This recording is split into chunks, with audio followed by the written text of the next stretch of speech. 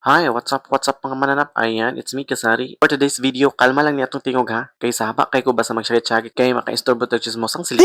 Ba, dili uri ka cherries. O guys, kung nangita mong mga snacks na napaka-affordable, diri lang na sa gurney bibingka. Mas lami pa sa bibingka sa inyong mga sawa. Chat. Labi jud kalami ni ilahang bibingka day ay with matching juice.